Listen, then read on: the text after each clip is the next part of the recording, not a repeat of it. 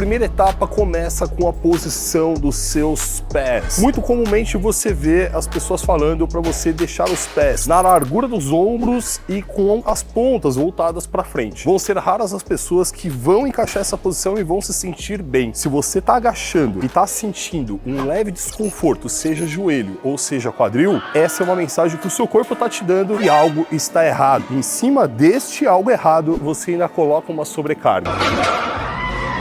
Você vai experimentar afastamentos diferentes. Mas você agachou aqui, sentiu desconforto, você pode afastar um pouco. Esse afastamento parece ser mais confortável para mim. Agora eu vou encontrar a inclinação dele. Eu vou colocar eles um pouco inclinados, muito mais confortável do que antes. Mas tem um teste que é o teste do pequeno salto. Vai deixar os dois pés fechados, vai dar um salto pequeno e vai pressionar o chão com muita força. E sem pensar, o seu cérebro automaticamente vai colocar o pé numa posição que ele sente mais estabilidade, que é o que a gente precisa para o nosso agachamento. Quanto à posição da barra, é muito importante que você coloque ela no lugar certo no seu corpo, porque senão, além de você criar um desconforto e não conseguir fazer o exercício adequadamente, você também pode machucar a sua cervical. Ela tem que ficar exatamente em cima dos trapézios. Você vai fazer as empunhaduras o mais próximo possível do seu ombro, desde que fique confortável. Algumas pessoas vão conseguir pegar bem próximo do ombro, já outras, com pouca mobilidade de peitoral e também de ombro, ela pode precisar pegar essa barra um pouco mais afastada. E essa é uma coisa muito importante, porque quanto mais sólido, quanto mais estável esse tronco tiver, mais carga você vai conseguir mobilizar nesse exercício e, consequentemente, mais hipertrofia. Como eu tenho o peitoral um pouco mais encurtado, eu preciso segurar essa barra de uma forma mais aberta. O próximo passo é tirar a barra do cavalete. Você precisa ajustar o cavalete ou posicionar a barra de forma que ela fique na altura do seu peitoral. Posicionou a barra nessa altura, de frente para a barra, você vai observar que tem essas marcações. Eu preciso que você coloque um dedo que você escolha na marcação. Posicionei meus dedos, estendi os meus cotovelos. Automaticamente eu estou centralizado na barra. Você tirar essa barra de forma descentralizada,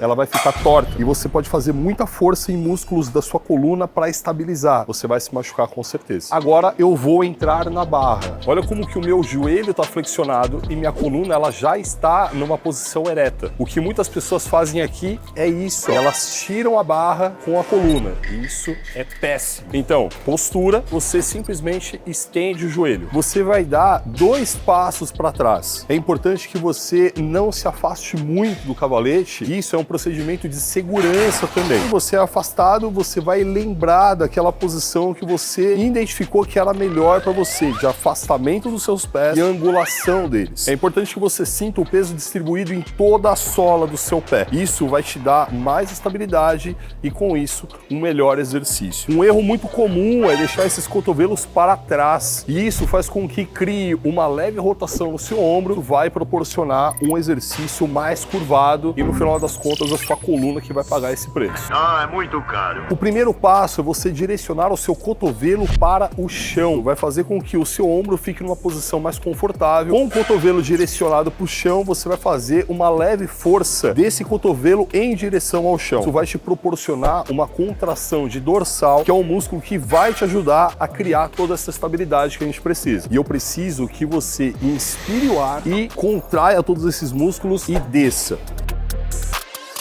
Agora vamos para o nosso segundo passo, que é a descida. Eu preciso que você mantenha o peitoral para fora. Você vai descer a controlar a sua postura, a manter essa coluna ereta. Algumas pessoas dizem que você não pode deixar o seu joelho ultrapassar a ponta do pé. Porém, a gente tem alguns estudos mostrando que isso se torna saudável pelo fato de você manter uma postura melhor que alivia toda a tensão das suas costas. A menos que você já tenha algum problema grande no joelho.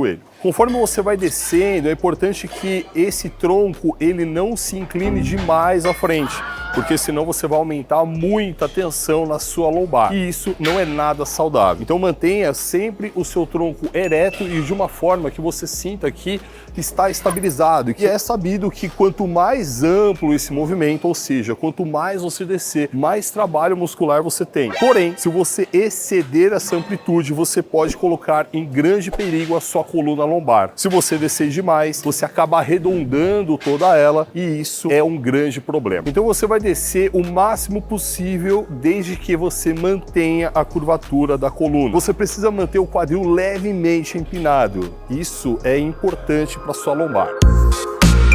Vamos agora ao nosso terceiro passo, que consiste em subir. O primeiro cuidado é em manter o seu joelho afastado, porque se você simplesmente fizer força para subir, uns músculos da sua perna, os chamados adutores, vão trazer esse joelho para dentro, provocando o que a gente chama de valgo dinâmico. E isso é um perigo para ele. Você precisa manter o seu joelho afastado, apontando para a mesma direção da ponta do seu pé. Naturalmente, você pode fazer mais força no seu glúteo do que a estabilidade da sua coluna. Muito acontece do quadril subir, a coluna ficar e depois ela completar o movimento. Isso tudo vai fazer com que você tenha uma maior tensão na sua coluna lombar, você pode se machucar. Então é importante que você mantenha o tronco todo sólido e suba simultaneamente, tanto o quadril quanto o seu tronco. Do início da subida para cima, você vai soltar o ar pela boca, mantendo ela entreaberta para aumentar a pressão desse ar e também a estabilidade do seu tronco. Quando você chegar no final do movimento, você vai aplicar a dica do Lalá, que é manter uma leve flexão de joelho e de quadril. Quando você mantém essa leve flexão, você mantém também a tensão